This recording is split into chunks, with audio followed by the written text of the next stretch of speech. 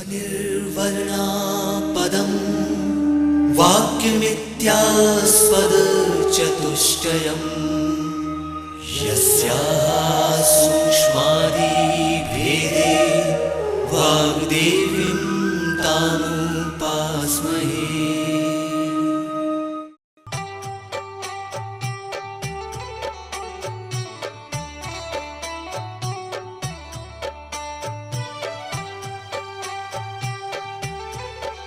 Hello friends, नमस्कार। आज के इस वीडियो में हम देखेंगे कि डेटाबेस लैंग्वेजेस और ट्रांजैक्शन मैनेजमेंट क्या होता है।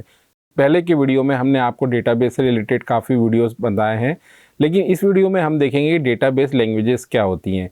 जैसे आपने नॉर्मल प्रोग्रामिंग लैंग्वेजेस में देखा होगा कि उसमें सी प्लस प्लस, जावा, इस टाइप की लैंग्वेजेस होती हैं जिसमें कि आप इंटरेक्ट कर सकते हैं कंप्यूटर के साथ और अपनी प्रोग्रामिंग कर सकते हैं। लेकिन जब हम डेटाबेस में आते हैं तो इस टाइप की लैंग्वेजेस इसमें नहीं होती हैं, जैसे सी प्लस प्लस में लैंग्वेजेस होती हैं। तो इनमें क्या होता है, तो आज हम देखेंगे कि इनमें कौन कौन सी लैंग्वेजेस होती हैं। तो बेसिकली जो ये लैंग्वेजेस होती हैं इनको हम दो हिस्सों में बांटते हैं। एक जिसमें हम कमांड्स देते हैं वो कहलाती है हमारी SQL, और जब हम इस कमांड्स के थ्रू कोई प्रोग्रामिंग करने लगते हैं तो उसको कहते हैं हम PL/SQL। तो ये SQL जो कमांड्स हैं जो आज हम इस वीडियो में देखने वाले हैं, तो वो कौन कौन से होते हैं। सबसे पहले हम देखते हैं कि DBMS लैंग्वेजेस के अंदर कौन कौन से कमांड्स होते हैं। देखिए, DBMS के अंदर जो होते हैं कमांड्स तो बहुत सारे होते हैं, लेकिन उनकी फंक्शनलिटी के हिसाब से हम उसको कैटेगराइज करें तो उसमें 4 टाइप के हम कैटेगरी बना सकते हैं DBMS लैंग्वेजेस में। तो पहली कैटेगरी कहलाती है DDL, जिसको कि कहा जाता है डाटा डेफिनेशन लैंग्वेज। दूसरी कैटेगरी कहलाती है DCL, जिसको बोलते हैं डेटा कंट्रोल लैंग्वेज। थर्ड होती है DML, जिसको हम बोलते हैं डेटा मैनिपुलेशन लैंग्वेज। और फोर्थ होती है TCL, यानी कि ट्रांजैक्शन कंट्रोल लैंग्वेज। तो आइए समझते हैं कि हर कैटेगरीज को और उसके अंदर कौन कौन से कमांड्स होते हैं। तो सबसे पहले हम देखते हैं DDL क्या होता है। DDL का मतलब होता है डेटा डेफिनेशन लैंग्वेज, यानी कि हम ये कह सकते हैं कि जब हम कोई भी चीज़ डिफाइन करना होता है तो उसको हम कौन से कमांड के थ्रू डिफाइन करेंगे, वो सारे पार्ट इसमें आते हैं डेटा डेफिनेशन लैंग्वेज के अंदर। डेटा डिफाइन करने का मतलब क्या, जैसे कि हमने आपको पहले के वीडियो में बताया था कि जो डेटा मैनेजमेंट सिस्टम होता है उसमें होता है टेबल। तो टेबल के ऊपर जब हम कोई काम करते हैं, टेबल के ऊपर हम क्या काम कर सकते हैं, टेबल के ऊपर हम कर सकते हैं कि भाई टेबल को हमने क्रिएट किया, तो ऐसे हम टेबल के ऊपर काम कर रहे हैं तो क्रिएट कमांड जो आएगा वो आपका DDL के अंदर होगा। इसी तरीके से अगर हम टेबल कोई बना हुआ है उसको हमको मॉडिफाई करना है तो उसके लिए हमको अल्टर कमांड होता है। जैसे कि हम उसमें अगर मान लो कोई टेबल है उसमें 3 फील्ड है तो हमको चौथी फील्ड लाना है, या 3 फील्ड है उसमें दूसरी फील्ड लाना है, या मान लो 3 फील्ड भी हैं लेकिन उसके अंदर के हमको उसकी प्रॉपर्टीज़ को चेंज करना है, तो हम उस टेबल को अल्टर कर रहे हैं तो उसके लिए अल्टर कमांड आता है। ये भी आपका डेटा डेफिनेशन लैंग्वेज के अंदर आता है। अगर आपका कोई टेबल बना हुआ है और हम चाहते हैं पूरा टेबल ड्रॉप हो जाए तो उसके लिए ड्रॉप कमांड होता है, जिसमें उसके रिकॉर्ड भी डिलीट हो जाएंगे और टेबल भी डिलीट हो जाएगा। ट्रंकेट करना है, ट्रंकेट का मतलब होता है it is use to remove all record from a table. अगर आपको टेबल तो रखना है लेकिन उसके रिकॉर्ड्स को रिमूव करना है तो वो कहलाता है ट्रंकेट है।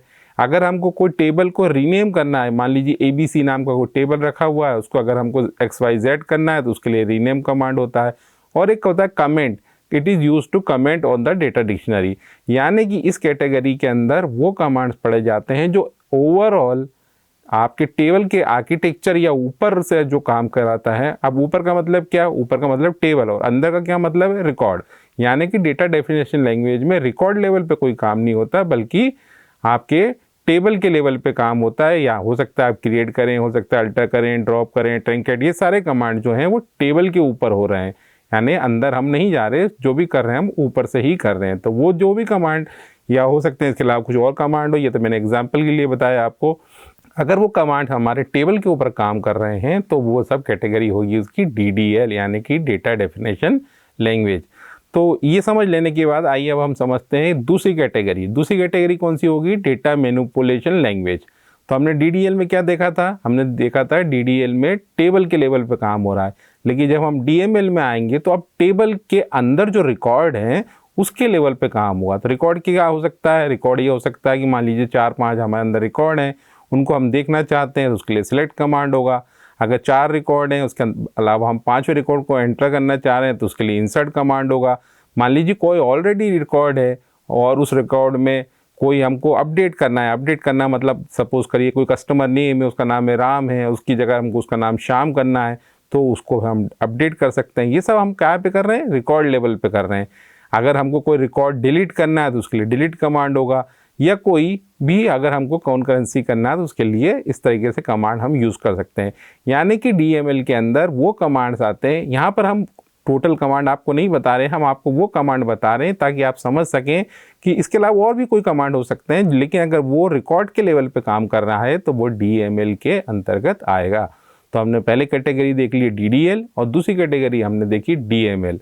अब हम इसके देखते हैं थर्ड कैटेगरी कौन सी होती है। अब थर्ड कैटेगरी में आता है data control language. Data control language क्या होते हैं, it is use to retrieve the stored और सेव डेटा। देखिए क्या होता है, जब भी आप कोई कमांड देते हैं तो वो डेटाबेस आपको ऑप्शन देता है कि ये कमांड जो है वो कितने लोग दे सकते हैं। तो उसके लिए आपको ग्रांट करके एक कमांड होता है, वो आपको दें। ग्रांट का मतलब क्या होता है, जैसे मान लीजिए डीबीएमएस जो होता है क्लाइंट सर्वर आर्किटेक्चर पे होता है, लेकिन मेरे यहाँ बहुत सारे एम्प्लॉई हैं, मैं चाहता हूँ उनमें से 10 एम्प्लॉई जो मेरे इस पर्टिकुलर टेबल के इस पर्टिकुलर रिकॉर्ड को देख सकें। तो मैं क्या करूँगा, उस टेबल के उस रिकॉर्ड पे मैं दे दूंगा ग्रांट। ठीक है, जैसे ABCD सपोज करिए 4 मेरे पास कस्टमर है, मैं देखना चाहता हूँ कि इनको में से सिर्फ 2 कस्टमर AB को मैं चाहता हूँ कि वो मेरे टेबल को एक्सेस कर सकें, और ना कि सिर्फ टेबल को एक्सेस कर सकें बल्कि उन पर्टिकुलर रिकॉर्ड्स को भी एक्सेस कर सकें। तो मैं कैसे करूँगा, ग्रांट दूंगा, उसका नाम दे दूंगा पर्टिकुलर, जो भी कस्टमर मेरे पास क्लाइंट है तो वो पर्टिकुलर टेबल के पर्टिकुलर जो रिकॉर्ड है वो पर्टिकुलर देख सकता है, उसके लिए होता है ग्रांट।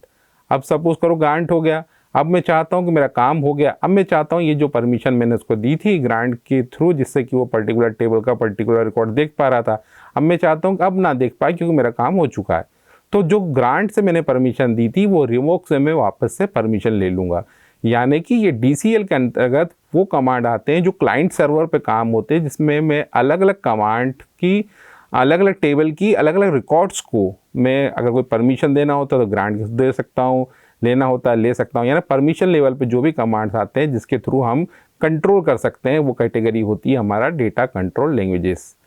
तो उम्मीद कर रहा हूँ ये जितने भी मैं आपको कैटेगरी बता रहा हूँ ये आप समझ सकते हैं, क्योंकि एग्जाम में क्या होता है कि इससे जुड़े हुए आपको पूछा ही जाता है कि पर्टिकुलर कोई कमांड दे दिया तो आपसे पूछेंगे DDL कौन है, DML कौन है, DCL कौन है। तो आप उसके नेचर के हिसाब से बता सकते हैं। जैसे मैंने DDL का बताया था टेबल लेवल पर, DML का बताया था आपका रिकॉर्ड लेवल पे। और अगर टेबल और रिकॉर्ड को आप कोई परमिशन देना चाहते हैं या परमिशन वापस लेना चाहते हैं तो उसमें DCL। ठीक है, तो ये 3 कैटेगरी देख ली हमने। अब आइए हम इसकी 4th कैटेगरी जो लास्ट कैटेगरी है वो देखते हैं। लास्ट कैटेगरी में क्या होता है, ट्रांजैक्शन कंट्रोल लैंग्वेज होता है। ट्रांजैक्शन कंट्रोल लैंग्वेजेस का मतलब होता है कि जब हम कोई भी पर्टिकुलर ट्रांजैक्शन करते हैं, जैसे आपने ATM पे देखा होगा, ATM की मशीन में देखा होगा कि हम कार्ड लगाते हैं, फिर हमसे वो पूछता है और फिर पैसे हमको वापस आते हैं और पैसे मिल जाते हैं तो वो हो जाता है। और कई बार ऐसा होता है कि हम ATM कार्ड हमने लगाया, हमारे पैसे कट गए और वो पैसे हमें नहीं मिले।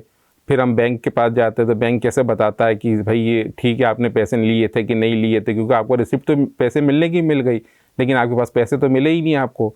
तो उसमें क्या होते हैं, अलग अलग ट्रांजेक्शन होते हैं कि पहले एक ट्रांजेक्शन होता है, फिर दूसरा होता है, फिर तीसरा होता है, फिर चौथा होता है।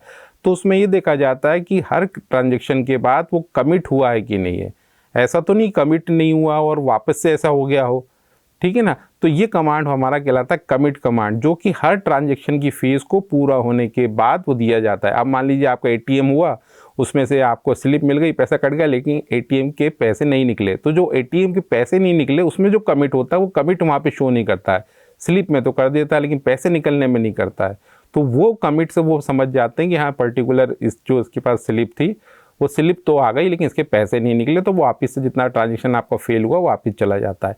यानी इस टाइप के जो कमांड क्या आते हैं वो ट्रांजेक्शन कंट्रोल लैंग्वेज के अंदर होते हैं, जिसमें हमारा कमिट होता है मतलब पूरा हो गया, और अगर कमिट नहीं हुआ है तो उसके लिए कमांड होता है roll back command. Roll back हो जाएगा मतलब वापस हो जाएगा। मान लो डेबिट हुए तो वापस से रोल बैक के थ्रू क्रेडिट हो जाता है। तो इस तरह के जो ट्रांजेक्शन होते हैं जो हम बाय डिफ़ॉल्ट चलते हैं, इसके लिए कुछ करने की जरूरत नहीं होती है। सब ट्रिगर अंदर से फिक्स होता है कि अगर आपको इतने कमिट नहीं मिले तो रोल बैक हो जाता है। और मान लो कभी रोल बैक नहीं होता है तो उनके बैंक वाले के पास जाकर वो चेक करके उसको रोल बैक कर देते हैं। तो ये चौथी कैटेगरी हुई जिसमें ट्रांजेक्शन कंट्रोल लैंग्वेज होता है। तो मैं जल्दी से इसको एक समराइज कर देता हूँ चारों कैटेगरी को, ताकि आपको अच्छे समझ में आ जाए। देखिए पहले कैटेगरी हमने देखा DDL, जिसमें आपके टेबल लेवल पे काम होता है, जो भी काम टेबल लेवल पे होगा उसको हम कहेंगे DDL। दूसरी कैटेगरी मैंने आपको बताई DML, मतलब डेटा मैनिपुलेशन लैंग्वेज, जो कि रिकॉर्ड लेवल पे काम होगा, डेटा मैनिपुलेशन लैंग्वेज हो जाएगा। तीसरी कैटेगरी मैंने आपको बताई डेटा कंट्रोल लैंग्वेज, जिसमें आपने परमिशन दे रखी है और अगर वो आप देना चाहते हो ग्रांट, लेना चाहते हो रिवोक। और चौथी कैटेगरी मैंने आपको बताई जिसको मैंने बोला TCL, मान लो आप कोई ट्रांजेक्शन कर रहे हैं तो वो ट्रांजेक्शन पूरा होगा या बीच में अगर कुछ अधूरा रह जाता तो रोल बैक हो जाएगा। तो ये 4 कैटेगरी होती हैं। तो ये कुछ कमांड बताएं, अगर कोई मान लीजिए आपके एग्जाम में कोई आता है कि पर्टिकुलर कमांड कौन सा होगा, ये DDL है, DML है, DCL, ऐसा पूछा जाता है कि पर्टिकुलर कमांड दे के ये कमांड किस कैटेगरी का, तो वो आप उसके नेचर को समझ के उस पर्टिकुलर बता सकते हैं। और अगर आप थियोरेटिकल कोई एग्ज़ाम दे रहे हैं तो थियोरेटिकल एग्ज़ाम में भी ये पूछा जाता है कि अच्छा बताइए ये जो कमांड है इसके DDL के 3 कमांड बताइए, DML के 3 कमांड बताइए, DCL के कमांड बताइए या TCL के कमांड बताइए। तो उम्मीद करता हूँ ये वीडियो आपको अच्छे से समझ में आ रहा होगा। तो ये इसमें मैंने आपको लैंग्वेजेस के बताया। इस वीडियो का जो दूसरा भाग है वो भाग अब हम देख लेते हैं, दूसरा भाग क्या कहता है। दूसरा भाग है ट्रांजेक्शन मैनेजमेंट। जैसे कि अभी मैंने आपको ये बताया कि ट्रांजेक्शन कंट्रोल लैंग्वेज होती है, उससे जुड़ा होता है ट्रांजेक्शन मैनेजमेंट। ट्रांजेक्शन मैनेजमेंट में 2 कैटेगरी होती है, जिसमें कि हम कोई डेटा को डिस्क से अगर मेमोरी में कर रहे हैं तो उसको कहलाता है हम रीड या एक्सेस करना। जब भी डेटा कोई हमको रीड करना होता है, सबसे पहले हार्ड डिस्क जो हमारे कंप्यूटर में होता है उससे वो हमारी मेमोरी या रैम में आता है, जहाँ से कि जो कि हमको मॉनिटर पे जो भी दिख रहा है वो इनर पार्ट में हमारे रैम के ऊपर होता है, तो जहाँ से हम चीज़ देख सकते हैं। तो वो रीड करने के लिए हार्ड डिस्क निकल के रैम में आने पड़ते हैं, और राइट करते हैं तो चूंकि हम मॉनिटर में लिख रहे हैं, और जब हम सेव करते हैं तो जो मॉनिटर पे लिख रहे हैं या इनर पार्ट पे अपन बोल सकते हैं कि जो हम रैम पे लिख रहे हैं वो कहाँ जाता है, सेव करने के बाद हार्ड डिस्क में जाता है, और कमिट से हम उसको कमिट कर लेते हैं। तो ये जनरली हमारा ट्रांजेक्शन मैनेजमेंट होता है। तो ये वीडियो उम्मीद करता हूँ आपको अच्छे समझ में आ गया होगा। तो इस वीडियो को अगर आपको रिव्यू करना है कि इस क्वेश्चन में से इस वीडियो में से कौन से क्वेश्चन आते हैं, तो अगर आप ऑब्जेक्टिव टाइप का दे रहे हैं तो जनरली वो ये पूछ लेते हैं कि पर्टिकुलर कमांड दे कि कौन सी कैटेगरी का है। और अगर आप कोई थ्योरेटिकल एग्जाम दे रहे हैं तो उस कैटेगरी में ये पूछा जाता है कि DDL के 3 कमांड बताएं, DML के 3 कमांड बताएं, इस टाइप के कमांड आपको बताते हैं।